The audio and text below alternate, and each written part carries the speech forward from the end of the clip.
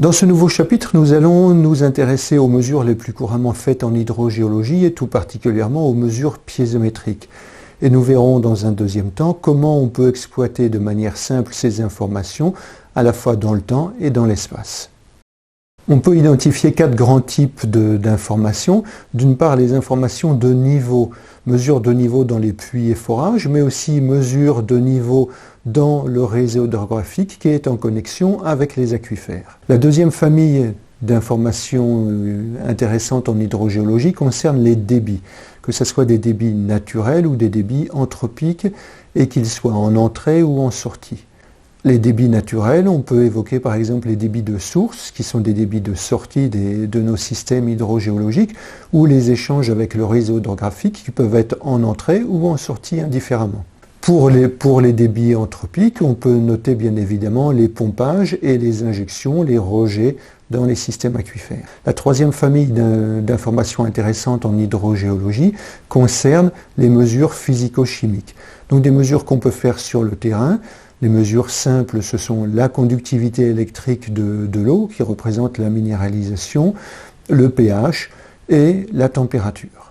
Et au laboratoire, on va évidemment développer des analyses plus complètes à partir des échantillons prélevés sur le terrain, que ce soit les ions majeurs, les éléments traces ou un certain nombre d'isotopes stables ou radioactifs. La quatrième série de mesures concerne les caractéristiques hydrodynamiques, donc perméabilité, porosité.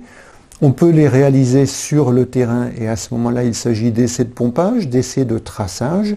On peut aussi faire des mesures en laboratoire, par exemple une granulométrie sur un échantillon rapporté du terrain. On peut aussi faire des tests sur des échantillons supposés non remaniés pour apprécier la perméabilité et les éventuelles interactions entre l'eau et le support solide. La première exploitation possible des informations de niveau des nappes est de réaliser une carte piézométrique en supposant qu'on dispose de suffisamment d'informations sur une période suffisamment courte pour être homogène. On va donc partir d'une série d'informations ponctuelles et on va réaliser une carte qui est une représentation continue. La question fondamentale à se poser est bien évidemment celle de la représentativité spatiale et temporaire des mesures réalisées. Sont-elles éventuellement perturbées par des pompages?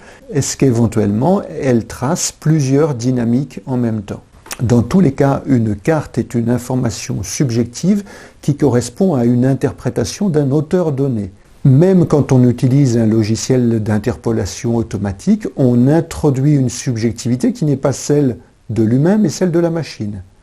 Mais ça ne veut pas dire que c'est mieux fait que par un humain, au contraire. Ensuite, d'après les différentes formes des courbes piézométriques, on peut déduire le sens des écoulements parallèles, des écoulements convergents ou divergents, avec des formes qui sont parfois plus singulières, comme les dépressions piézométriques, c'est-à-dire une convergence des filets d'eau de tout le pourtour vers un centre. Cette dépression peut être artificielle, comme par exemple autour d'un pompage important, ou elle peut être naturelle, et on trouve un certain nombre de ces dépressions piézométriques au Sahel en particulier. L'image opposée d'une dépression piézométrique est un dôme piézométrique, c'est-à-dire en général ça correspond à une zone de recharge privilégiée, et on a des écoulements divergents tout autour de ce dôme. La carte piézométrique que je vous présente ici, qui est celle de la région de Niamey, nous permet d'illustrer tous ces éléments.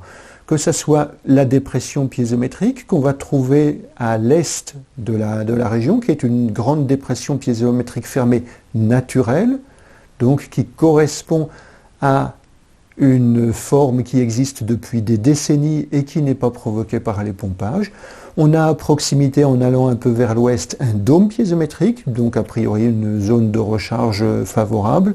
À partir de ce dôme piézométrique, on voit des écoulements divergents, d'un côté vers la dépression piézométrique, de l'autre côté vers le fleuve Niger.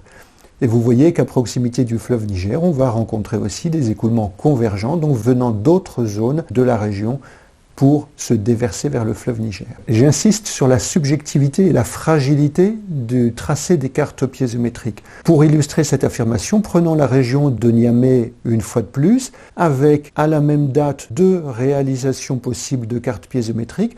La première en utilisant tous les points qui ont été mesurés à l'époque, c'est la carte de gauche, et la deuxième en ne prenant que les points qui faisaient l'objet d'un suivi très régulier et qui permettait une comparaison sur des échelles de temps longues.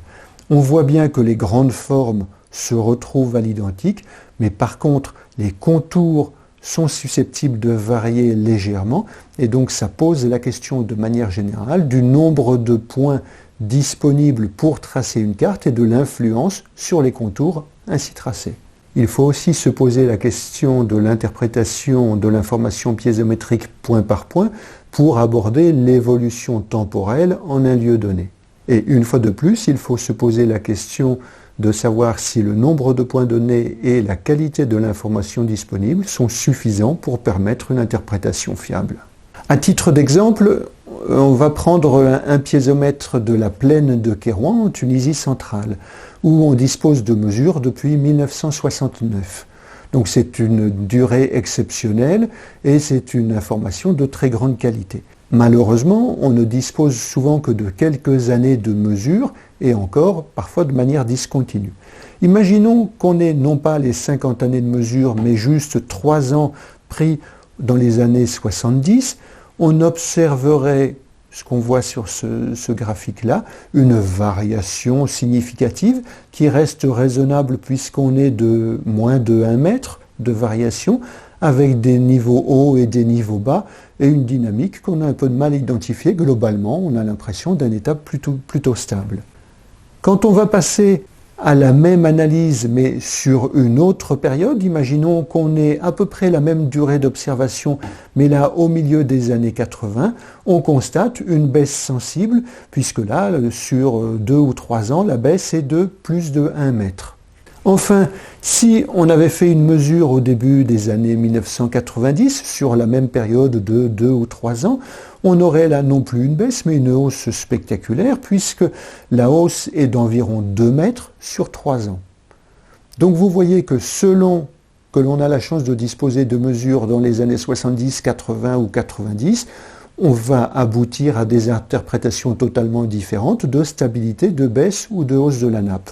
En réalité, ce sont tous ces phénomènes qui se sont produits successivement, et si on regarde la chronique complète, voilà ce qu'on observe. Après la très grande crue de 1969, une hausse tout à fait spectaculaire de l'ordre de 4 à 5 mètres, une baisse qui vient ensuite, et vous voyez la première période qu'on observait à la fin des années 70, c'était une période de pseudo-stabilité, suivie par une grande période de baisse, une période de remontée de la nappe à la fin des années 80, et cette période de hausse, elle s'explique de 2 manières.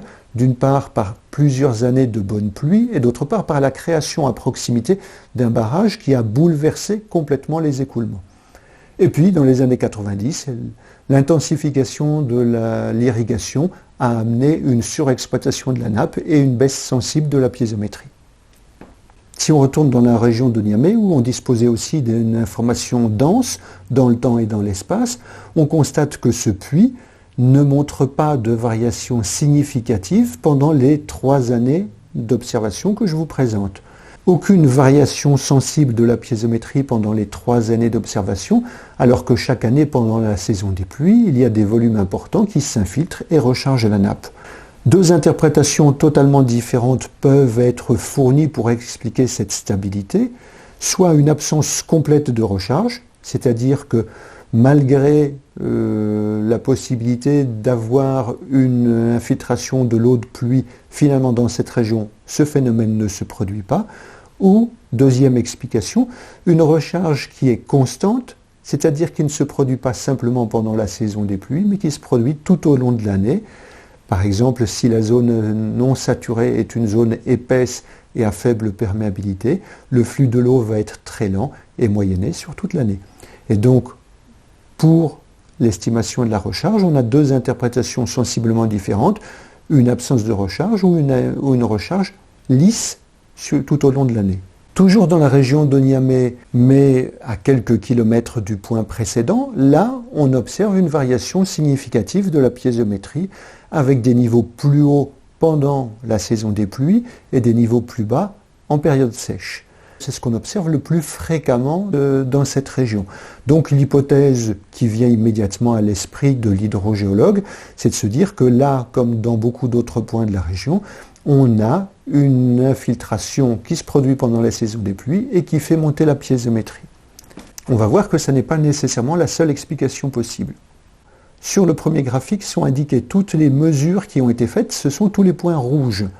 On voit non seulement la variation périodique du signal avec les niveaux les plus hauts en saison des pluies, mais on peut constater en parallèle que des mesures qui ont été faites à quelques semaines d'intervalle montrent des variations parfois sensibles.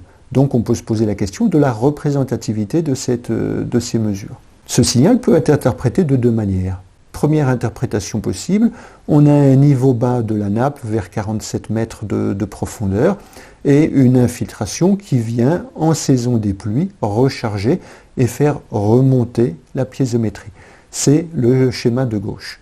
Deuxième explication possible, c'est considérer que le niveau de référence de la nappe, ce n'est pas 47 mètres, mais c'est plutôt 45 mètres, et de considérer que là, ça n'est pas un apport en saison des pluies, mais que c'était plutôt une perte d'eau en saison sèche. Donc c'est le schéma complètement symétrique qui nous permet d'expliquer de la même manière le signal résultant, qui est cette fluctuation saisonnière. Et en réalité, la bonne explication, c'est la seconde. En effet, après avoir installé un enregistreur automatique dans le puits, on a constaté que toutes les nuits, le niveau remontait à 47 mètres. Et la variation, c'était simplement une variation due au nombre de pompages qui étaient faits dans la journée. Puisque nos mesures ponctuelles étaient faites dans la journée, au moment où des villageois fréquentaient le puits et l'utilisaient, et ces perturbations pouvaient atteindre 2 mètres d'amplitude, ce qui perturbait complètement notre signal. Sans cette installation d'un enregistreur automatique, nous n'aurions jamais été capables de comprendre laquelle des deux explications était la bonne. Et j'insiste pour dire que dans la plupart des autres points de cette même région, c'est la première explication qui est la bonne. Mais ce qui est vrai souvent n'est pas vrai toujours. Nous allons passer maintenant à une discussion identique mais sur des indications physico-chimiques en revenant dans la région de Kérouan. Au pied du barrage se trouve une série de piézomètres avec un piézomètre tous les 50 mètres dans lesquels nous réalisons régulièrement des profils verticaux de conductivité, de température. Les valeurs les plus fortes de conductivité électrique sont signalées en rouge et les valeurs les plus faibles sont en bleu. La première observation est qu'il existe une forte variation horizontale et verticale de la conductivité électrique quand on passe d'un piézomètre à un autre, alors que tous ces piézomètres captent les alluvions. Malgré l'apparente homogénéité géologique, on a en réalité des hétérogénéités dans la circulation des flux d'eau.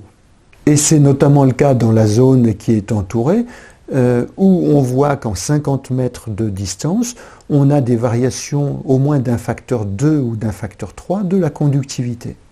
Par ailleurs, on constate en comparant les deux périodes que même si le schéma général reste le même, il existe des points qui vont fortement varier d'une période à une autre. Donc, cette information extrêmement dense dans le temps et dans l'espace est une bénédiction mais aussi un casse-tête pour l'hydrogéologue parce qu'il faut arriver à interpréter les processus physiques qui vont être responsables de cette extraordinaire variabilité. Et on peut se poser la question aussi, entre deux campagnes de mesures successives, qu'est-ce qu'il s'est réellement passé? Là aussi, en installant des enregistreurs automatiques, on a vu que l'évolution du système est encore plus complexe avec des variations parfois extrêmement rapides qui se produisent en quelques heures. La quantification des flux entrant dans un système aquifère est particulièrement délicate et cela concerne aussi bien les flux naturels que les flux artificiels. Dans les flux naturels, il faut bien évidemment citer l'infiltration de la pluie, les échanges avec les autres aquifères en connexion et le réseau hydrographique s'il y a lien entre surface et souterrain.